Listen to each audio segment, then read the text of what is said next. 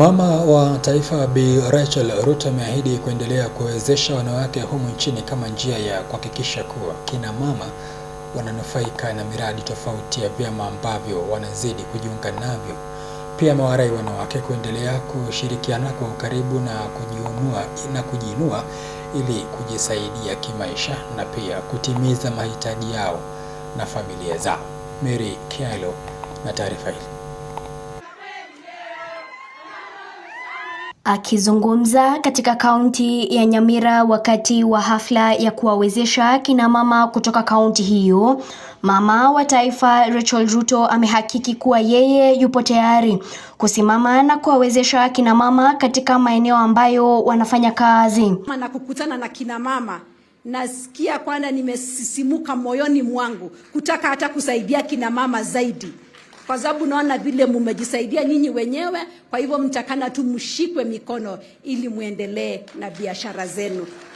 I commit to support you.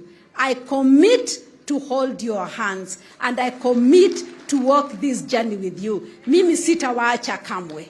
Mama wa Taifa amewashauri kina mama kuzidi kujiunga na vyama vya wanawake ambavyo vinasaidia kina mama kupata mafunzo ya njia za kujiwezesha na pia kuwekeza kwa minajili ya maisha ya siku zijazo.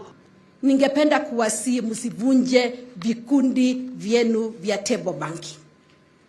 Jenga vikundi vyenu, mawe moja, mawe nyingine, paka muweke mabati na muweke ile inaitwa soft furnishings, yani viti na vitanda kule ndani. Mara nyingi tunajua kwamba tunapata changamoto vikundi ikivunjika. Maana vikundi ikivunjika watu wengi wanapoteza pesa. Si ni kweli kina mama? Kwanza wacha niwashukuru sana kwa kukuja hapa na kwa kukaa kwa vikundi kama wamama na kujaribu kujikimu kimaisha. Kuna wengine pale nyumbani bado hawajaingia vikundi na tungeweza kuambia nyinyi leo muwahimize nao waingie kwa vikundi, wakuwe na pesa kama nyinyi na pia wao wakuwe joyful. Aidha, Mama Taifa amebaini kuwa mwezi wa Novemba mwaka huu kutakuwa na mkutano wa wanawake jijini Nairobi wa kusherehekea hatua ambazo wanawake wamepiga katika jamii. I warmly invite you to join us once again for the joyful celebrations this November.